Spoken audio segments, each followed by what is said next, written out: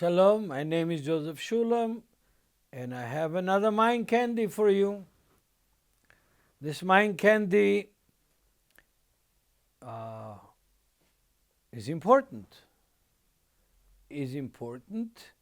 And may be a little bit painful for many of my Christian brothers and sisters because it came to slaughter a fat cow that is one of the, we say in Hebrew, iron goat. Iron goat doesn't go anywhere. It doesn't move. It's heavy. It doesn't give milk. You can't make a good goat stew out of it. It's made from iron. It doesn't go anywhere. It's hard to move. And that iron goat is the great emphasis that Christianity puts on Sunday.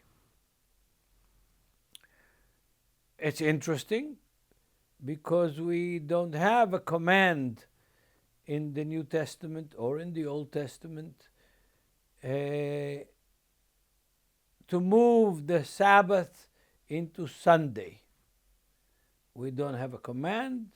We don't even have an example. And the teaching on this is based on the fact that Rome observed the Sunday, the day of the sun, to start the week. The Hebrews didn't have names for the Sunday, Monday, Tuesday, Wednesday, Thursday, Friday, Sabbath. They didn't have. They only had the first day, the second day, the third day, the fourth day. Like you read in John chapter 2, and on the third day, Mary Magdalene, Mary, the mother of Yeshua, urged Yeshua to join her and to go to a wedding in Cana. On the third day, what it means? It means on Tuesday. Why Tuesday? Because all weddings for the Pharisees were done until today, as much as possible, on Tuesday. Why on Tuesday? Because Tuesday is the only day in the story of creation in Genesis chapter 1 that had a double blessing. Twice God said, "Behold, it is good," on Tuesday. So that's why weddings were carried on Tuesday, and that's why they went to the wedding on Tuesday. But where do the Christians get this idea of Sunday? They get it from an example from Acts chapter 20, verse 7. And I'm going to read you this text from the New King James Version.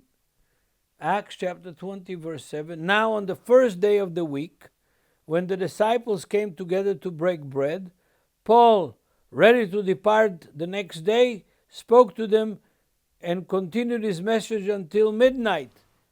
And the next verse tells us that they broke bread together, and then Paul departed with his disciples by ship to come to Jerusalem, on the way to Jerusalem. Why on Jerusalem? To celebrate the feast of Pentecost. Shavuot, the Feast of Weeks. Not the Christian Pentecost, but the biblical, the Jewish Pentecost, the Old Testament Pentecost. There is 50 days after the Passover, and Penta is 5, Ikosi means 10, 50 days after the Passover. That's why the name Pentecost comes from. So, the phrase in the Greek that is used in Acts 20, verse 7, Mia ton Sabbaton, translated in the New King James and in the King James, the first day of the week.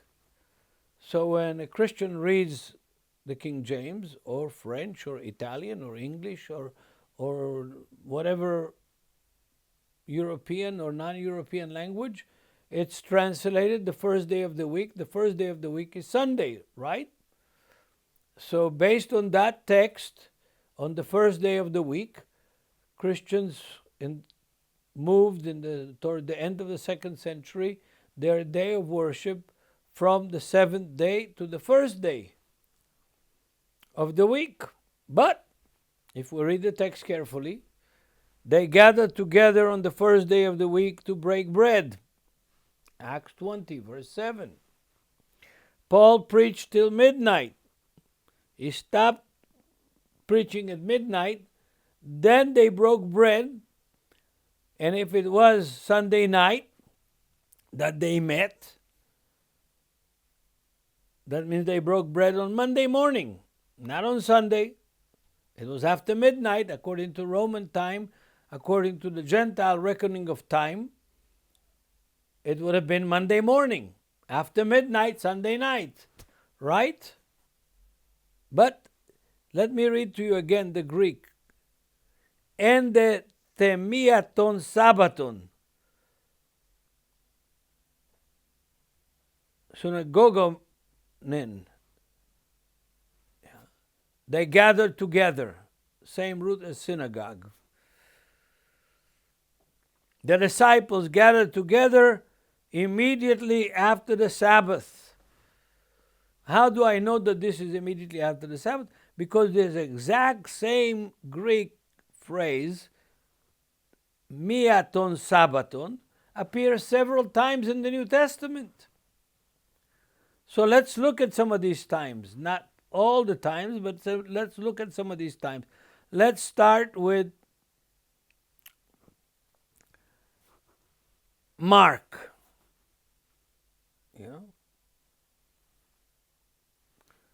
Let's start with Mark 16:1.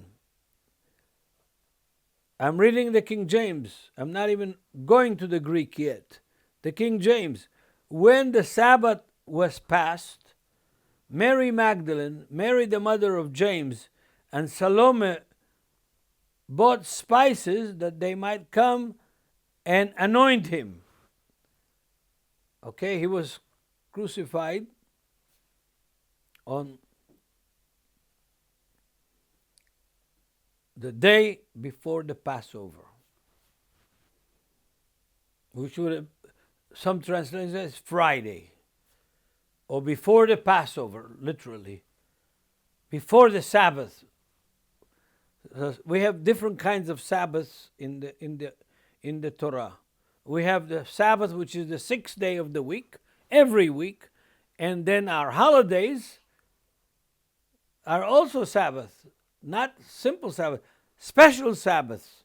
So if Passover falls on Wednesday, then Tuesday is the day before the Sabbath. Because the Passover is a Sabbath day, not only the seventh day is a Passover, is Sabbath day, but when the holidays are, they are days of, they have the same commandments as keeping the Sabbath, and they are called Shabbat, Shabbaton in Hebrew. In the Torah, in the five books of Moses, they're called Shabbat, Shabbaton, Sabbaton in Greek, as it is in the New Testament. So, when the Sabbath was over, Mary Magdalene, Mary the mother of James, and Salome went to the marketplace that opened after the Sabbath was finished to buy spices to take to the grave and anoint Yeshua with those spices in the grave. So that was not Sunday.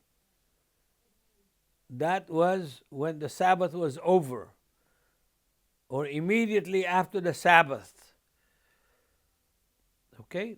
They went to buy spices because the shops opened. Luke chapter 24, verse 1. Now on the first day of the week, exactly the same phrase. I'm looking at the English and at the Greek at the same time. Exactly the same phrase. Miaton Sabbaton.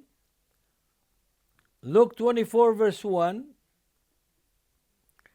Now on the first day of the week, very early in the morning,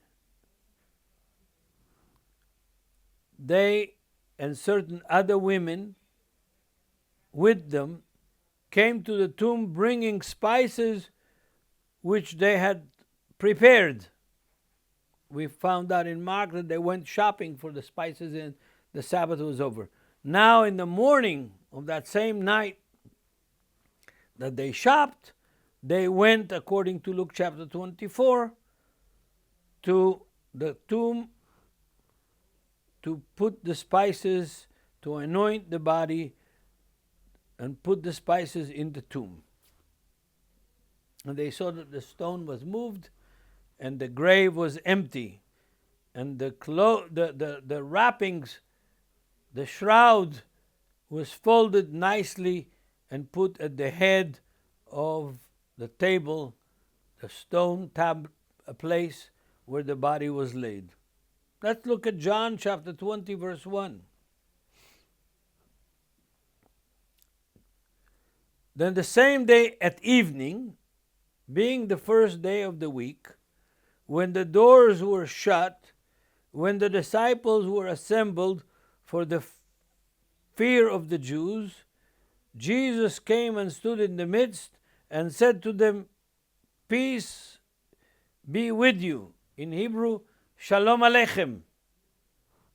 In Greek, same thing, Shalom Aleichem. Erenon ektu emeius. Peace be unto you. Jesus greeted them the normal Hebrew greeting until today. Somebody comes into the room, he says, Shalom Aleichem. So, John chapter 20, verse 1. Then the same day at evening, being the first day of the week, when the doors were shut, where the disciples were assembled for the fear of the Jews, Jesus came and stood in the midst. He didn't even have to open the door. The door was locked. If you read John chapter 20, the door was locked. The disciples locked the door. He came through the door. It was a resurrected body. Stood in the midst of them, talked to them, showed his holes of the nails in his hand to Mr. Thomas, the twin. Thomas means twin. Teom in Hebrew. Again, Greek phrase, en miaton Sabbaton. I'm not telling you, my dear brothers and Christian brothers, not to meet on Sunday. I am not telling you not to meet on Monday or Tuesday or Wednesday, any day of the week. Because Yeshua, when he established the Lord's Supper, he said, as often as you do it. How often is as often? As often as you do it. They broke bread daily in Acts chapter 2, verse 42 or 47. Verse 42. They broke bread daily. They gathered bread. They studied daily the teaching of the apostles. They broke bread daily. They ate daily together. Same phrase. You have to break bread. Like in Acts 20, verse 7. Same phrase. Yes, emiaton Sabbaton means literally immediately after the Sabbath.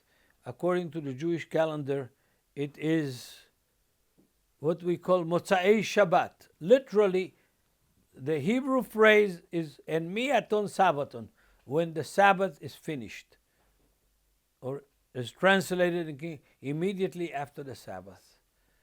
So don't condemn your Jewish brothers and sisters that they meet to worship on the Sabbath.